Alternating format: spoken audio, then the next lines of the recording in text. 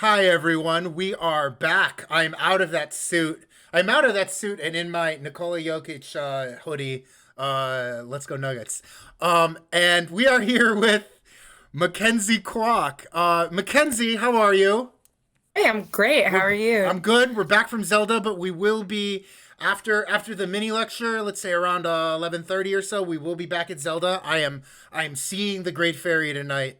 If it kills me, but first, before that, Mackenzie, you've so graciously come on the show, and now's the point where we interview you a little bit. As always, Mackenzie, if you smile or laugh or touch your temple and go, "Oh, that's a good question," do not thank me. All the credit for these questions go to our intrepid and intelligent, folkwise interview sleuths. So thank the sleuths.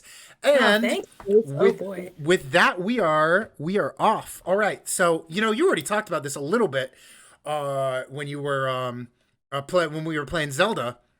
You talked about how much you loved how there were like different like regional delicacies and you like different animals you find in different climates and different things in the stores in different places. So let's get into like kind of overarching theoretical thing, and then we can get a little more specific Mhm. into the stuff you study. Okay, So, okay, let's get theoretical. as a folklorist, how do you define sense of place? Oh boy, that's tough. Thank you, sleuths. Thank you, Sluice. Wow, that's a knock in my temple. That's a good question. Yeah, sense of place. Well, I think that memory and being are like very sensory things. And so when you orient yourself in a space, it's like it's where you are physically in relation to your Uh surroundings. huh. It's what you hear, it's what you see, it's the people you've come across, it's what you smell, what you taste. It's sort of a combination of those, and when one of those gets sort of activated, connects you to that sense of place, I guess, is how I would think about it. So, can I ask you to go a little deeper on that definition by using a place you've been to? Yeah, Okay. so Oh, can I name the specific place? yes, So you lived in Cape Town, South Africa, right? I did for a very brief time. Okay. So talk a little about sense of place as it relates to Cape Town. Okay, cool. So, um, the little example I just gave that was very long-winded. So things that sort of activate the sense of place about Cape Town for me is a very particular kind of sunlight that's very, very bright and not it's hot, but it can be on like chillier day as well. It is very, very cold salt water because Mm. the ocean there, it comes from the Antarctic Ocean. Um, it is biltong, which, if you aren't familiar, is like a dried cured meat. It's like jerky, but better. It's like more tender in some cases, and in some cases, it's like a big sort of log of meat, and it's delicious. It's very salty, really, really well seasoned. It's speech. It's a lot of accents and sayings. So brew is like bro. Um, it's many kinds of accents. And let's see, we've gotten a couple of the senses. Um, oh, and it's like I don't know, like a very laid back sense of humor, I would say. Mm. That's a lot of things getting activated. Like you mentioned all five Yeah. senses, but it's also like aesthetics and like memory Mhm. too. All go in with how you experienced the place when you live there, but also how you're talking about the place when you're not there. Yeah, totally. Yeah, because I think it's sort of a sense of place is like a collage of things, and sometimes you can Oh, hone in on one of them, but when you put them all together, it might be a little stronger. yeah. Awesome. Great answer. Thank you. Can you talk about place as it uh influences the cultural production of the egg rolls, egg creams, and empanada festival, which you mentioned while we were Absolutely. playing Zelda? Yeah, so I think food is a super powerful connotation of place. So especially when it relates to something like identity. Yeah. So for me, this is sort of a winding road to get to the egg creams part, but I do not live where I grew up. I grew up in San Hmm. Francisco and grew up very near a super residential, very Asian and very Chinese neighborhood. And so for me, what always brings me back to the sense of place is custard buns, steamed, la bao, as they're called in Cantonese, Hmm. smells of like fish, like kind of fish and still water on the sidewalk. Maybe a little bit of pee, you know, it's a city. Yeah, Um, yeah. yeah. Um, and it's also for me a really, really big part of sense of place is businesses, honestly, like where Mm, you go to feed yourself, and where you go to feed yourself with the intention of connecting with your culture. So it's the dim sum places I used to go to, mm. and still go to if they're still around. So that's a reality for even more people living in the Lower East Side, obviously. In a neighborhood that's experienced a lot of very rapid gentrification, a lot of really like big cornerstone businesses have gone under, especially during COVID as well. So egg rolls, egg creams, and empanadas is really about making sure we honor and preserve that sense of space, especially when a lot of the food, not just food, but also like very food oriented businesses, have been really suffering because of COVID, because of a lot of increased xenophobia, a lot of anti-Asian racism. So it's sort of that's sort of the sense of place that we wanna really highlight is the one that means identity creation to so many people who live here. Mm. Um, this is actually a great uh ju- great jumping off point. This is actually a great jumping off point into the next question I have for you. You're talking about identity Mhm. creation. So you wrote a little bit. Let me get these in the right order too. Just like egg rolls, egg cream, and empanadas. You wrote a little bit about fried chicken, orange sherbet, and teriyaki tacos, if I understand I correctly. did. And so that was your undergrad thesis, but it was Yeah, that was my undergrad correct thesis. me if I'm wrong, but it was about how Asian Americans use foodways to create their identities and negotiate their. Tell us a little bit about that research. Yeah, yeah, basically. So, the point I wanted to make was that um, food thing in one place doesn't mean the food thing in another. Yes. So, like an egg roll in um, Lower Manhattan will have a different meaning than an egg roll in Winston-Salem, North Carolina. How specifically? There are different diasporas, different waves of immigration Mm. that influence the foods that are really popular in certain areas at certain times. For my undergrad thesis, I was interested in how Asian Americans, specifically in North Carolina, conceive of their ethnic identity through food.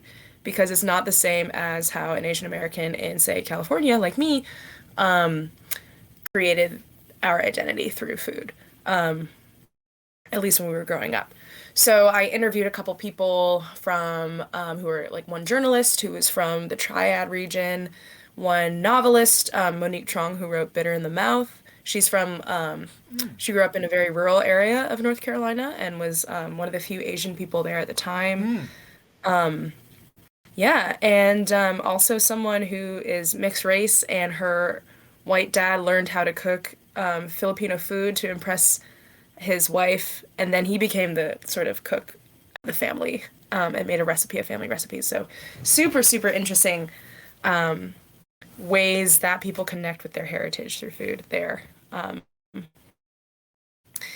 Yeah, I think I just rambled on about that, but No, yeah, does that make it was a sense? good overview. Yeah, it makes sense. Cool. Also, I want to say in the in like the beginning of that, you mention you thank your family for helping establish your own food roots. What would you say are your food roots? My food roots are, gosh, like what foods are or what food like groups, I guess. I mean, yes, both. However you want to answer it. Sure. For me, being in a multiracial Chinese family, food is one of the times where I felt very Chinese. So either Mm. at dinner with my family, at like a banquet for New Year's or a birthday for an elder in the family. Those are very like salient Chinese times for me. And also my mom, she is a North Carolinian. She made a lot of like she made black eyed peas and greens every New Year's and mac and cheese. So like I also feel very like I came from Southern culture in that way through food Yeah. mostly until I moved to North Carolina. And um and then there's like, the veggie culture of California, the excellent produce that comes out of there, Hmm. tomatoes, lemons, whatever, Lettuce, um, lettuce, yeah, oranges. oranges. Um, yeah, but mostly I feel like when I am here in New York, I go to Chinatown when I miss my Chineseness, and I just try to recreate my mom's Southern recipes if I am missing the Southern garden flavors and stuff like that. I love that the way you phrase that about like missing your Chineseness, because I tell you, like, when I miss my Italianness, it involves Mhm. garlic and tomatoes. The two things to make me remember my Italianness. And then Yeah. yeah, and then oh man, let me tell you, pandemic was rough, having to do the other side of my Oh, family, having to do Oktoberfest in my kitchen on Zoom, but we made it oh, work. We made it yeah. work. The Ohio German side of my family. Um so great answers. I'm gonna pivot a little bit away from food real quick and talk about the Mhm. work you did in your masters. So uh can you fill people in the chat if they don't know about the Strike Down Sam protests? And Yeah. uh actually answer that, and I have a follow up depending on how you go with that. But tell Okay. the chat a little bit about Strike Down Sam. Okay, sure. So, at the University of North Carolina, where I went to undergrad, there used to be a statue called Silent Sam, Mm-hmm. which is a Confederate memorial that was built in between 1911 and 1918. In Yeah. that time period, a lot of white supremacy, Yeah. and it was sort of built in a not, it was built like 60 years after the Civil War ended, so it wasn't like a memorial of specific Confederate soldiers. It was just a general idolization of the students who gave their lives to the Southern lost cause ideology, basically. And so it's really a monument that was created with racist Yeah. intentions by the Daughters of the Confederacy who Mm. funded it. And it was when it was put up, there was a dedication speech that was incredibly violent and named a lot of like hate and violence against Black women. So Mm. that was a legacy of the statue that sort of got hidden and glossed over with a lot of campus lore, like some fraternities and their pledging would like go and guard Silent Sam all night or something like that, and it sort of became just like one more thing in the landscape of the campus. So well, since the 90s, but also really before, there were a lot of student movements to get rid of Silent Sam or at least contextualize it with a plaque saying, this isn't just a Confederate monument. This is really a really white supremacist thing on this campus that highlights the like racism of this institution. And so protests of it really kind of ebbed and flowed, it seemed, over the years. And after a lot of the riots in Charlottesville happened, the momentum picked up again. Mm-hmm. And I think it was 2017, 2018. Don't quote me on those years, but the Confederate monument in Durham was pulled down by protesters. And then very soon Mm. after, on the first day of classes in 2018, the Silent Sam was pulled down by protesters. Mm. So I, for my master's thesis, was looking at space-based protests, especially about monuments and memory, and specifically looking at like chanting in protest to think through that. So, chanting's going to be a great way to answer this question. But you can really go off in any direction, even though I just primed you. Uh, can you speak to the audience about how protesting is a form of folklore? Oh yeah, protesting. I wish I could do like a call and response, like how many of you guys have been to a protest? Chat. No, Protesting. no, you can. You can. How Chat. many Who's of been y'all to have a been to a protest? protest? Yeah. Um, when was the last one you went to? Was it today? And there were a lot Oh, today. Mm-hmm. Um, yeah, there yeah, were. after 1 year of George Floyd's murder. Mm-hmm. Protests are you show up and then what? Maybe you have a sign. Maybe there's speakers. There's always some kind of organization. Yeah. Maybe. Well, But yeah, different places have different things. Anyway, um there can be speakers talking, addressing a crowd.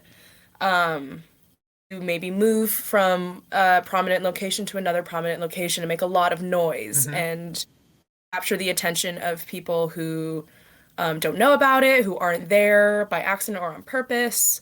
You have signs so people who maybe can't make out what you're saying can at least read what you're standing for. Yeah. Like, hey, hey, ho, ho, the racist cops have got to go. Can be a sign or a chant. There's a lot of call and response chants. Like, maybe this is your first protest, and you learn, the like, hey, hey, ho, ho, these racist cops have got to go. Or you learn like whose streets are streets. Sometimes the protest chants are even like sort of calls to action. Like, I can't remember specifically how that goes, but like link up, buddy, or something when like a car is coming through. If someone gets arrested, there are protests or chants for that as well. Like who do you protect, who do you serve? Directed at the police usually. Yeah, so there's all these codes of conduct that you kind of learn just by being there and Exactly. participating in it. You don't take a class on chanting. You learn by You can't participating. You can, because yeah. they're different everywhere. Like when I was my master's program, I heard someone do the hey hey ho ho speech, but with a totally different rhythm, and it just sounded so different, and Yeah. it was a different experience. They were like hey hey ho ho da da da da da da da, and I was like, oh, That's like hearing like when Bowie covered the Rolling Stones or something. Yeah. Like I know what that is, but it sounds so off. yeah. And because sort of you're in a big group, there's kind of hive mind, but also you're there as an individual, so you're kind of jumping between like, what's the group doing? What are you gonna do? Yeah. And yeah, you can't be prepared for that. It just happens, and you learn as it goes. Exactly. And I just want you to know, let me read off all the people. You said you couldn't do a call and response, so let me read off all the people who said they've been to Yeah. a protest. Folkwise, which I believe is Daisy, but also me. Yes, both of us. Luomi, all caps, says many. Flexitron says me. Death Loris says me. Flexitron adds was a climate protest. Having Fun went to one May 1st. T Papa's 56 went to one last week. Ice says me. Luomi says it's a way to mobilize power through transformative action. Yeah. So a ton of people are a ton of people that's my favorite part about Twitch is what I'm saying. That you can ask something and the chat will just reply. It's on a short delay, but the chat will reply. Yeah. So cool.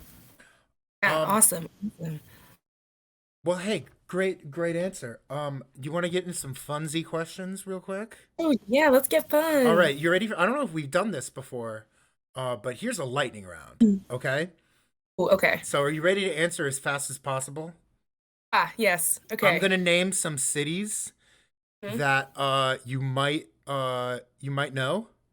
Okay. I'm gonna name some cities that you might know, you might have lived in, and I need you to tell me as fast as possible the best like the best like regional food you should get if you go there. Cool. Okay, you ready? All right. Yeah. San Francisco. Oh, burritos. More specifically, like is there a place or just burritos The in Mission general? District. Like, I mean, The Mission is known for like Mm-hmm. the Of burritos, which is a course. very like Latinx neighborhood. It's where like the Mission burrito was invented. Yeah. But like Mexican food is really, really, really good. No shade to New York, but the burritos are dry. Fair. I had them today, and I was disappointed. There are some good ones, but I get it. Chapel that Hill. wasn't very funny. Chapel Hill barbecue. Go on. Okay, vinegar barbecue. East Coast. You know about Yeah. North Carolina barbecue? Just wait. Just don't get ahead of the questions yet. Sorry. Cape Town. uh, Bry. Which is It's like barbecue, but like cured meats and stuff. okay. Okay. Cool. Uh, Cambridge. Fish and chips Fish and chips. Any particular place or from the Van of Life. the Van of Life? Oh, what is the Van of Life? Okay, they actually don't have fish, but it's a food truck late at night where you Oh, can get nice. cheesy chips. Yeah. Oh, cheesy chips are so good. My when my brother lived in Scotland, he took me to his cheesy chip place in Edinburgh at 1 in the morning, and it was just the perfect experience. And Hits. Brooklyn. Oh, clamming up. Brooklyn, Brooklyn, Brooklyn. Saltfish. Oh, doubles. So, Excuse me. what explain? Um, so it's like roti Mm-hmm. rolled up with a filling. It's like a Caribbean, I think it's Trinidad, Mm. a Trini food, and it's just mwah, like Chef's perfect. kiss. Sounds Yeah. beautiful. All right, and here's the other thing I gotta make sure to ask. Um, Utilizing a sense of place like you did earlier, can you definitively explain why whole hog barbecue is better? Oh, well, it's like it just so when you smoke it, you're using like, it's outside, it's maybe like on wood. It's the whole hog. Like you get juices of the whole thing in the middle of everything. Like it's just gonna have more flavor. The longer it cooks, the better it's gonna be. That's just the rules. Mm. And especially wood. It's like the forest is helping you cook for a long time. Trees, they're around forever. The pig takes forever. All right, and not to be outdone, can you say one nice thing about Lexington style barbecue? I haven't tried Lexington style, but I think it is it just like the brown sweet? Maybe I just don't know the name for It's it. it's the I mean like the other side of North Carolina. I think like you would call it reddish more than brown, but Oh, for sure. Oh, yeah. it's also delicious. It's Okay. very sweet and tasty. I just love vinegar. I get it. I get it. Yeah, no, it's amazing with especially on ribs. Oh, Yeah. nothing else for ribs. A pork shoulder sometimes. That's what you want. Hmm. Yeah. Hmm. Um before we get into the game, Daisy, I think I see some questions in the chat. You want to prompt Mackenzie with some of these chat questions before we switch over? Yeah, I think so. Do you want to do them right now, or do you want to, yeah, like wait during the transition of the fun activity? What do you mean? Oh, subs Oh, coming in. Thank you so much, T thank Papas. you, T Papas. What you mean, Daisy?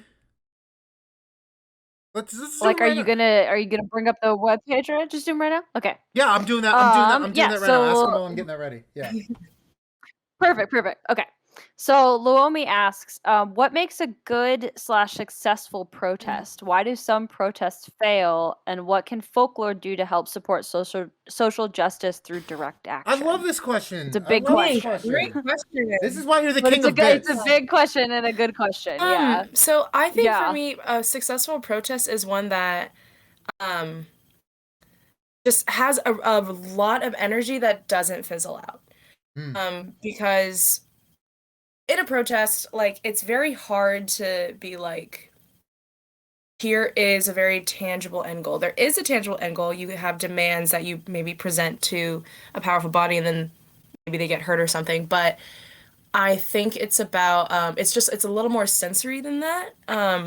You hear from so many other people who have been affected in some way by it. You feel moved to do something more after. I think that's what makes a successful Hmm. protest in a moment. I think it's slightly different from um well, it's a kind of direct action in that it is disruptive and that's always successful as well, but a protest is not going to be the same kind of action as like engaging in mutual aid. Maybe a protest will move you to do that, Mm-hmm. and that's what makes it successful, I think. Does that make sense? That's an awesome That's an answer. awesome Yeah, answer. totally makes sense. Yeah. Keep Good sending the good question. questions. Yeah. Keep sending the good questions, my guy. You're on a, he's on a Yeah, roll. He's on a roll. very good. Yeah. New guy neighbor also has a question for you. They say, can you ask the guest if they have good xianbing Oh, in Jianbing, San like Fran? Yeah, xianbing. so I'm not super aware of places for that in San Francisco. I usually just like kind of like there at family or Mm, restaurant gatherings or I something. feel it. I feel you. But a lot of trucks are like Jamping is like kind of blowing up in the food truck scene, so we keep an eye on those. Nice. Yeah, new guy neighbor says Beijing was lit. Yo, Beijing's lit. new new guy Awesome. also asked the Uh, question yeah, new earlier. guy. I don't know if either of you saw that. I think. Now, are we gonna archive the reaction video? Oh no! I think new guy Do asked the that? question in Like way earlier. but Did I you miss know, but it? I think but here I think new guy speaks Mandarin, but you don't speak Mandarin, right? You speak Cantonese. I actually do speak Mandarin. Oh, you My do speak family's Mandarin? Cantonese. I Hmm. do. I think he asked a question in Mandarin earlier, but I think it's buried by now. Yeah, I was trying to scroll back. You can just click on new guy neighbor. You can click on new guy neighbor, Daisy. Yeah, no. Yeah, Okay. yeah. Yeah, but I'm doing it. oh wait, it's there. Are you seeing the chat, Mackenzie? Yeah. Looking for new guy neighbor? Give it a second to It should be the most recent. give it like 30 seconds for the lag. I'll post it in stream Yeah, cool. mods. There you go. It should be up. This is what new guy neighbor 还是不 said. 好。哦，我觉得还可以。They said, my Chinese is still not good. Okay. Okay. Um, let me find the older one. I got the older Oh, one too. he was in China for a I'll while, post but it in he's stream mods. he's back. Another He's one. back stateside. 虽然我喜欢中国菜，但是太辣了。They said, I do like Chinese food, but it's too spicy. Well, It is so spicy yeah. sometimes. It'll help you survive cold weather on the side of mountains. In Zelda. It will. Yeah. Yes. Yeah. Yes. And it clears your nose from the pollution. Might be needed. Are you Makes sense. Very functional. very functionalist take there. Yeah. What they're saying. You got any other questions from Mackenzie from chat or from you, Daisy? Or are we ready to move on? I think I'll keep sending you the updates from new guy. Okay, new guy. You gotta get in Discord and just send them. 但我喜欢 Get in 中国 Discord. Very spicy, but I like China. Yeah.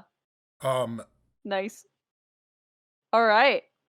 Okay. That's I that's just all do. I got Yeah. on this end. Are you ready to get into your fun activity portion of the interview, Mackenzie? Am I?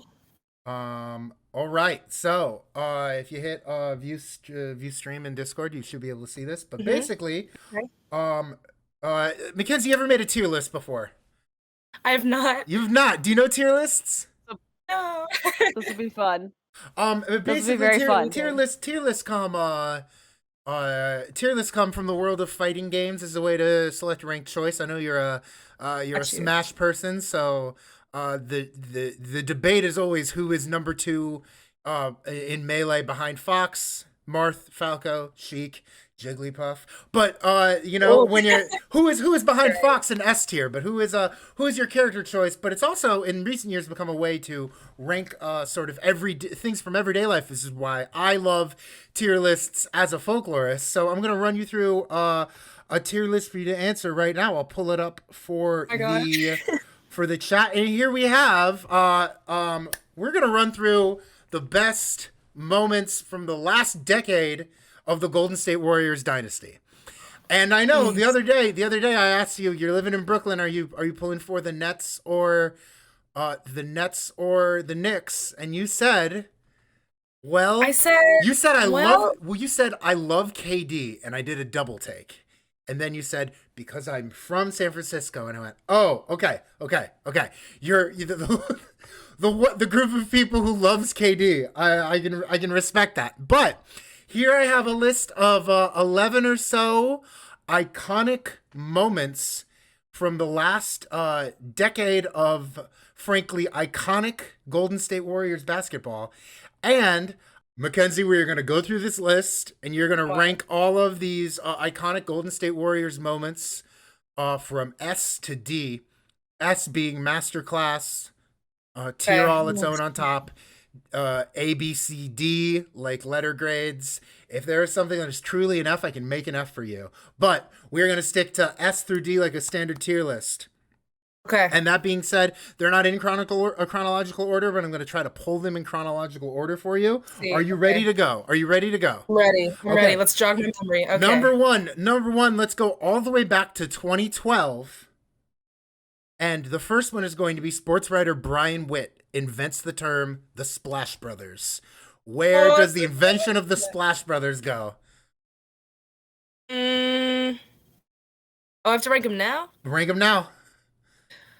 One by one. A tier. Why A tier? Because Splash Brothers, it was made then, it created a beautiful thing, and is long lasting. But that's not like the moment, you know? Sure. When they write the history of the Warriors dynasty, this might be the beginning of that story. And that is 2013 upsetting the Nuggets in the playoffs. Where do you put the the Warriors upsetting the Nuggets? Upsetting Nuggets? I'm gonna put that in 2013. 2013. Put that in A as well. Behind the invention of the Splash Brothers? Behind Splash Brothers. Behind Splash Brothers. Cool. Next one I'm gonna go to is over here, and this is the first of Clay's records that's gonna make it on here. This is Clay dropping 37 and a quarter. Where does this go?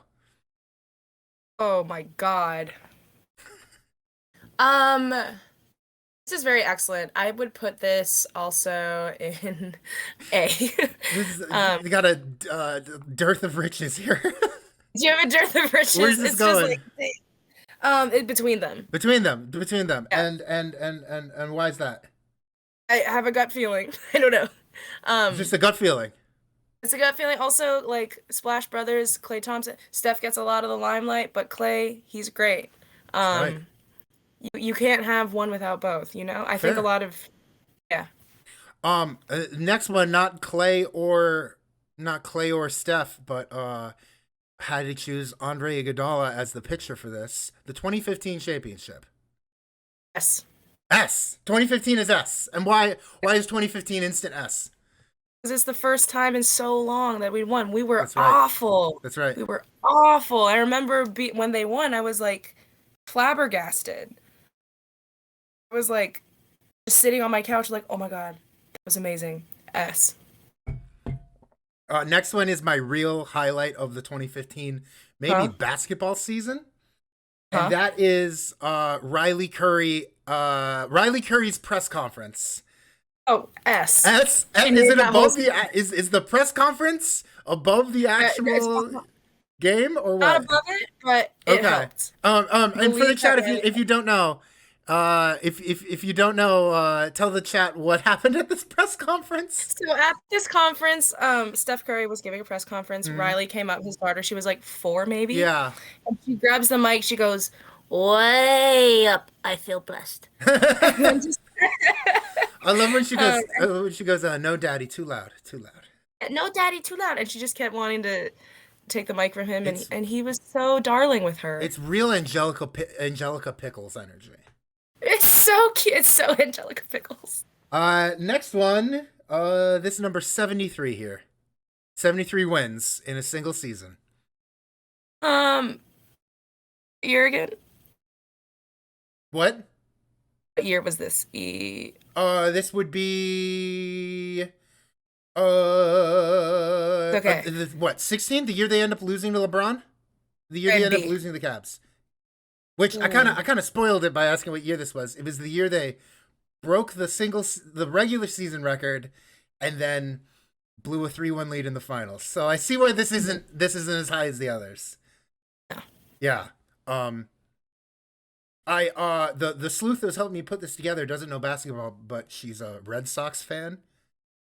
And I said, this is like when Ted Williams hit 406 and no one cared because it was DiMaggio's year that he broke the hitting streak. And she was like, oh, I get it.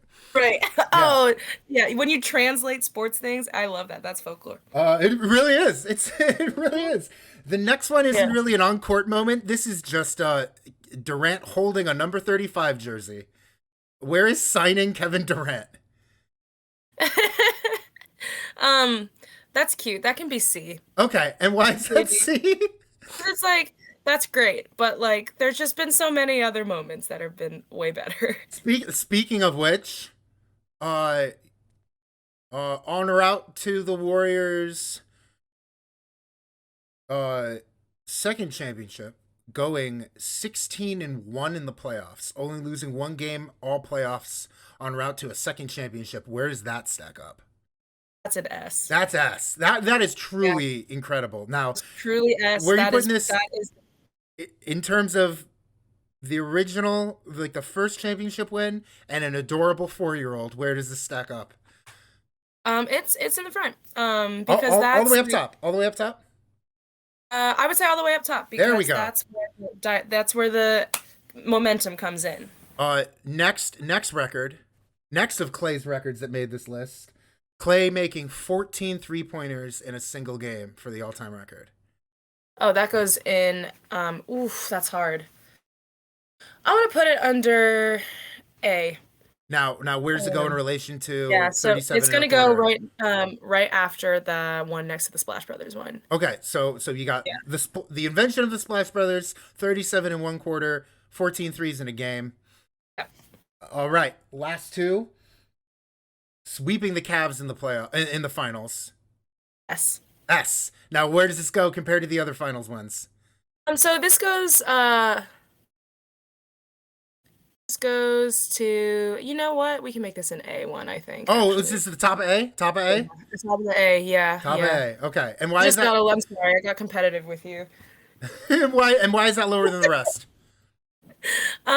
Because it's like there's a rivalry. Not there are strong feelings and it just felt good. It's not the thing that makes or breaks the Warriors, but I loved it. Sure. I got it. And the last one is from like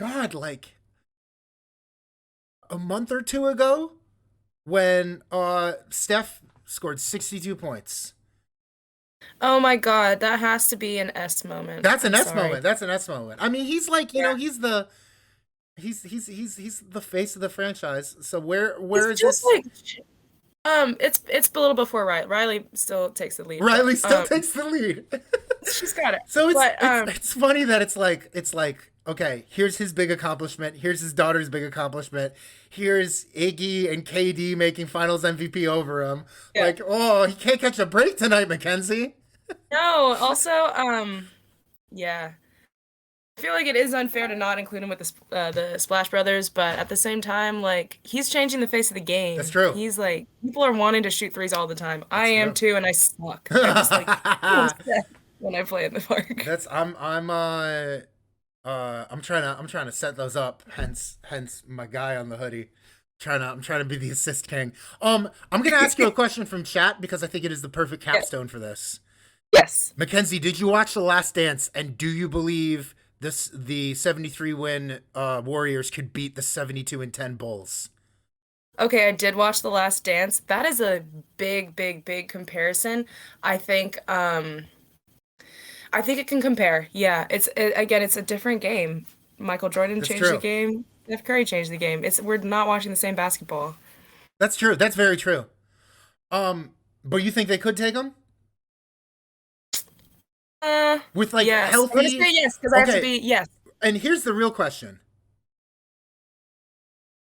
So, are you saying everyone? Okay, okay. No, no. I think I won't challenge you on that. I think I'll just accept it and say, You can sure. challenge me on it. I just have to be loyal. I think Dennis Rodman's gonna break someone's ankles. I think Rodman would just like pick up, just hard foul Steph till he gets hurt. No, that's true. That's true. Also, like, I wouldn't be mad if Yeah, I'm thinking about it. I don't know. I would love to at least see that in 2K. But you know what? who's covering Rodman? Harrison Barnes? Yeah. Oof. Oh, I love him, but he can't. Just what you get Clay and Scotty, right? Yeah. Oh, my Clay dog on is my dog. Scotty, Steph on Michael.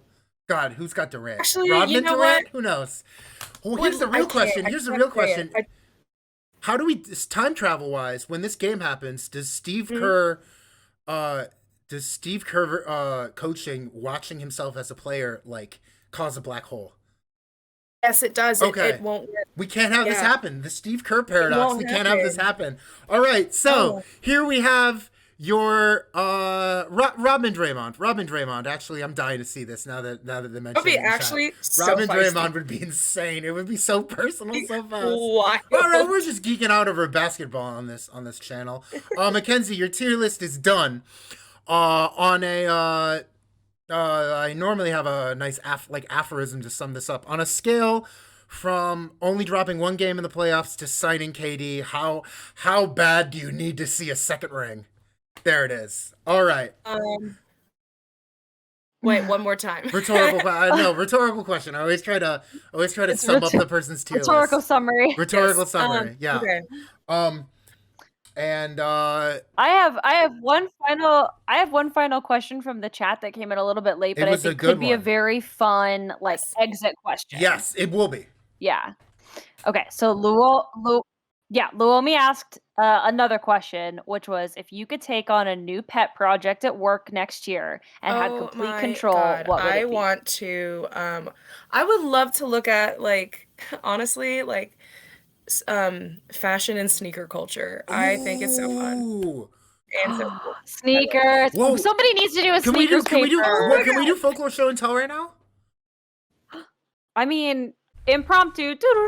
Folklore show and tell. Welcome to the podcast within a podcast. Let me show you my new friends. So I just got these because I had like the neon and navy tracksuit and nothing to wear with them.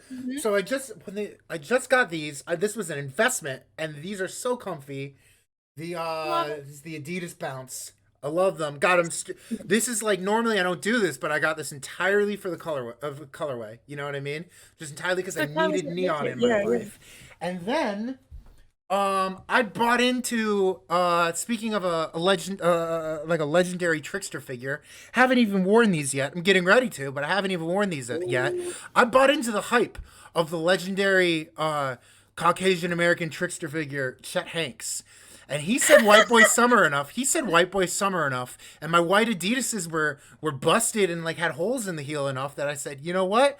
I think I do need to invest in all white Vans. It's white boy summer. So I got these for white boy summer. Excellent. You gotta have a white sneaker, man. Yeah. Rest in peace, my Samba Super Suedes. I'm putting them to rest this year. They were my best shoe for years. But It's a good life. But here we go. They lived a great life, and here comes the White Boy Summer edition. So White Boy Summer. These are my brand new sneakers for White Boy Summer. Excellent. Yeah. Oh my God. Yeah. Wow, love that mini show and tell. Hey, if those who didn't know that sneakers could be folklore, Absolutely. you've learned something tonight. Absolutely. Thanks for Oh, having thank you us, so much for Ariel. being on the show, Thank you so Mackenzie. much. This was Mackenzie, thank you so awesome. much. Yeah. Yeah. Thank you. If This is fun. People love it. everybody leave a What up? GG, leave a GG in the chat for Mackenzie. Gee. GG for Mackenzie. What a great interview. What did we say? Good garlic? Good. I mean, good garlic is Was it our GG's good garlic? GG.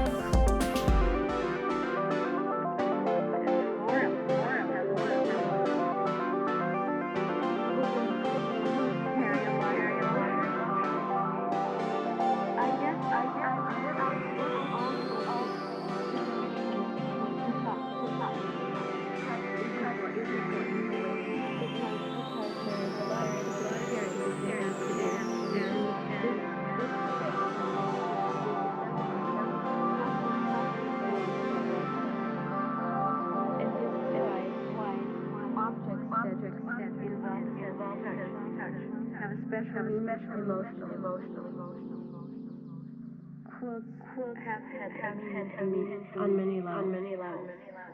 Making quilts helped me to get a sense of my own space, sense of finding my way, sense of really working my way out of the labyrinth.